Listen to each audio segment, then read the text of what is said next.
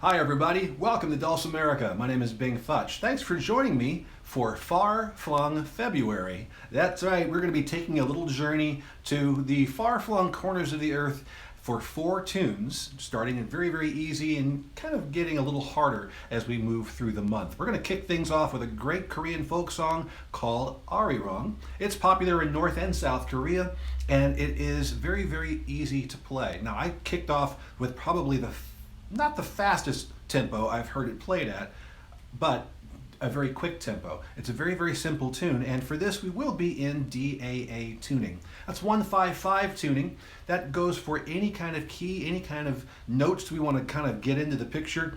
That's 1, first note of the scale, 5, fifth note of the scale, and then 5 again, fifth note of the scale.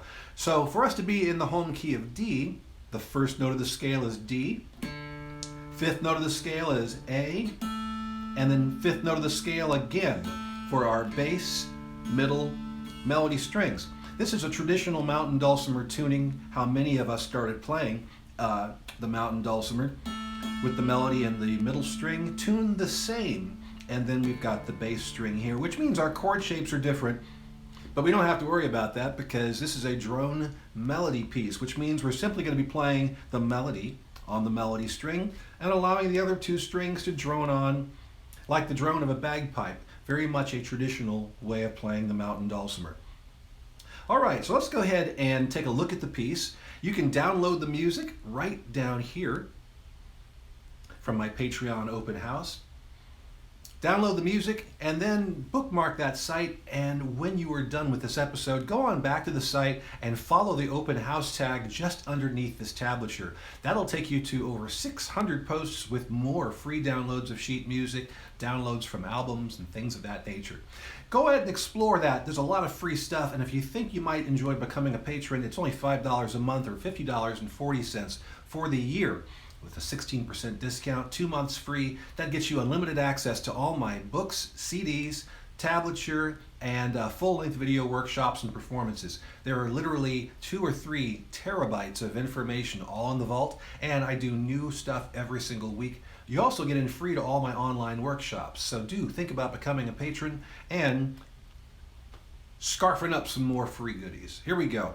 This is Arirang. And we are going to be tuned in DAA, as I said. So if you're in DAD, you're going to drop that melody string down. You don't want to go upwards. You want to go down to the A. And your middle string and melody string will be pitched exactly the same. A. All right. Our piece is in D major, so we have 2 sharps on the staff, F sharp and C sharp. We are in 3/4 time. The top number is how many beats are in the measure and what number gets the beat. So we have 3 beats in the measure, and the quarter note is what gets the beat. Waltz time. 1, 2, 3, 1, 2, 3, 1, 2, 3. All right, now let's take a look at navigation. Well, it's 1 page. We don't have any first or second endings or repeats. So the only thing left to do is to just look at the notes themselves. And since we don't have any harmonies or chords to play, this should be pretty easy. We've got a dotted quarter note to kick things off. Then we've got 8 notes. Remember, we're going to subdivide the 8 notes. So a dotted note, the dot adds half of the value of the note to itself, makes it longer. So a quarter note typically is 2 8 notes together. So if we add half of the value, we have basically 3 8 notes. It's 1.5 beats. 1 and 2, 1 and 2. Is what's happening on measure number 1 of the piece. The first note that we're playing there, A, is lasting for beats 1 and the and of 1 and then the downbeat of beat 2. The and of 2 is where the next 8 note picks up, and then 3 and the and of 3 are the next 2 8 notes. So you can see the subdivision happening there. If I clap for all the 8 notes, you'll hear 1, bop, bop, bum. And I clap a little bit louder when we separate those notes. Bum, bop, bop, bop. So take out the subdivision and we have ba, da, dum. That's the first measure. Bum, ba, da, dum. We go on to the second measure. Bum, ba, da, da, dum. Ba, da, da, dum. In measure 3 is another one. This is probably the trickiest part of this tune. If you're playing it fairly quickly, it's a little tricky because we've got a quarter note to start off measure 3. We then have an eighth note, and then we have two 16th notes that are kind of buried in the middle of this cluster of 8 notes. How can we tell that they're 16th notes? Well, if you look above the notes where the stems go up and they reach that little bar, 8 notes are barred together by one little bar. Take a look at measure 1. You'll see the two 8 notes on beats 3 and the and of 3. And they're joined together by one bar. Now go to measure 3, and you'll see in the first 8 note, which is on beat 2, you'll see that it goes up and it's connected by one bar. But then as you look at the second and third notes from beat 2, you see that they are underneath a second bar. Only those two notes, notice, they're under a second bar. And so 16th notes are bracketed together by 2 bars. And that's how we can tell them when they're in a cluster of 8 notes. 16th notes happen a little bit quicker. It takes 2 16th notes to make an 8th note. It takes 4 16th notes to make a quarter note, to see in relation how these work.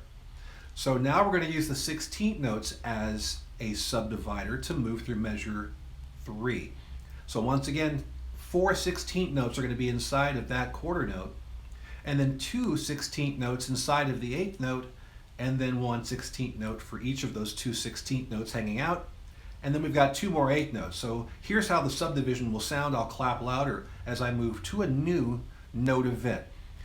1, 2, 3, so 1, 2, 3, 4, 1, 2, 1, 2, 1, 2, 1, 2. 1, 2, 3, 4 is the quarter note. So we go, let me start from the very beginning with this. Bum, bum, bum, bum, bum. Bum, bum, bum, bum, bum, bum, bum, bum, bum. So bum, bum, bum, bum. Quarter note, bum. 4 claps, 16th notes. Bum, bum. That's an 8th note, 2 16th note claps inside of the 8th note. Bum, bum, bum, bum. We hit those 16th notes, 1 clap each because we're clapping in 16th note rhythms.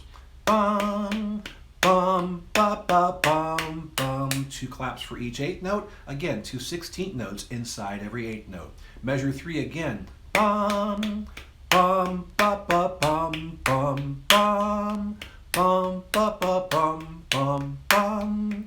Bum, ba, ba, bum, bum, bum. Bum, ba, ba, bum, bum. Once you get the feeling for how that moves, you can take out the extra claps and you'll hear bum, bum, ba, ba, bum, bum, bum. Bum, ba, ba, bum, bum, bum. Bum, ba, ba, bum, bum, bum. That's the trickiest rhythm right there. The other rhythm we haven't touched yet that is not necessarily tricky, but it's different, is measure 6. You see it's all 8 notes. So instead of going 1, 2, 3 for the 3 quarter notes, we break each quarter note down into 2 8 notes, 1 and 2 and 3 and 1 and 2 and 3 and dee dee dee dee dee dee.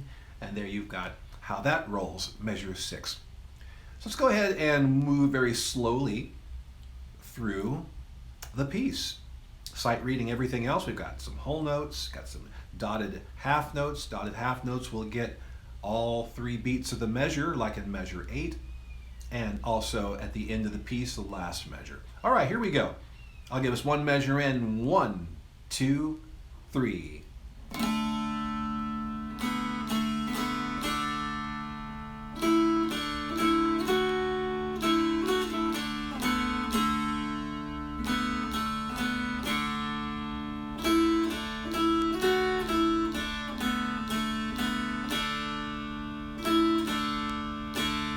Two, 3.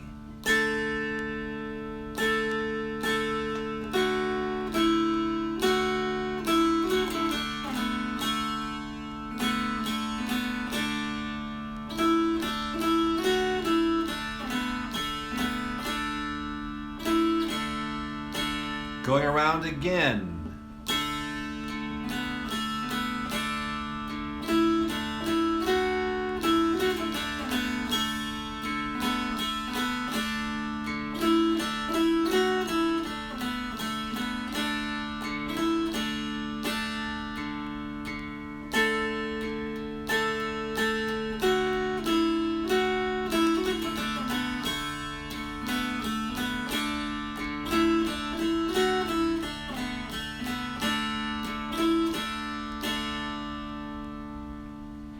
So you'll notice that I'm doing little return trips on the bass string. These little moments. They're kind of my fill-in strums. They're not strums so much, they're just little placements of notes that have this effect of a continuity of rhythm, even though if we're not doing a whole bunch. And I tend to do that when we've got a clear note or a dotted quarter note. So a beat and a half or 2 beats is when the melody has sustained for a good portion of time, at least musically speaking, and that means that we need to step in because the rhythm of the melody is what carries us forward. As soon as the melody sustains for a long period of time, that rhythm stops, and so does the song, consequently. So we need to then do something rhythmically so that we can prevent the song from coming to a dead stop every time the melody holds for a little bit. So watch how I just come back against the bass string and put a little something extra in there so that we don't have this big gap of space.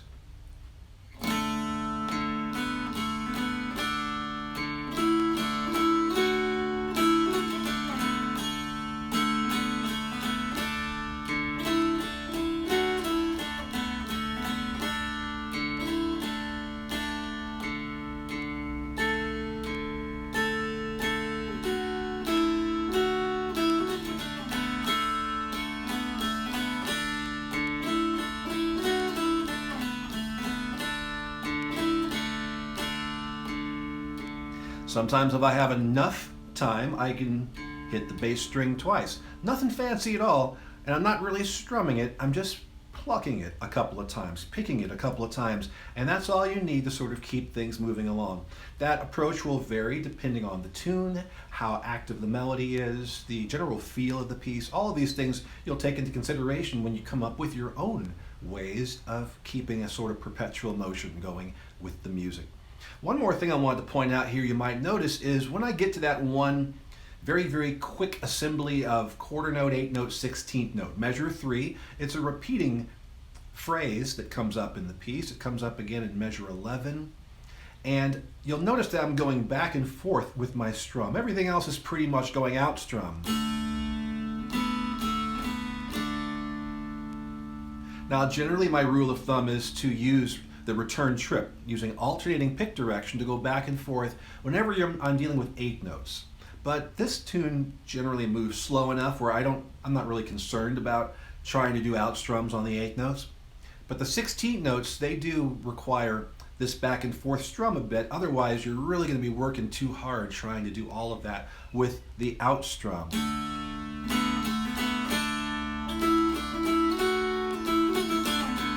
You can see it's just try and do that all out strum. You can see that you want to bear down, and it's just it's not good to do that and bear down and lock up because all of your arm will get stressed and tense, and then your fluidity goes away from your strum.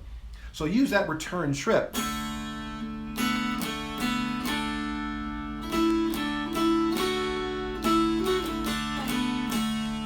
And it may be hard at first to do that to make it seem consistent, but it's going to help because it'll help you move quickly through some of these 8th and 16th note rhythms without stressing yourself out by trying to go out strum all the time. I love this tune. I've been playing it for many years. In fact, we played it in high school in an arrangement, and it's a beautiful piece of music and a beautiful story that goes with it. So do look it up and get more into it. But at a very beginner's level, it's a very simple song to play and a cool one to break out every once in a while. So thank you for tuning in, everybody, and I will see you next week as we continue Far-Flung February with yet another tune from way out there. See you next time.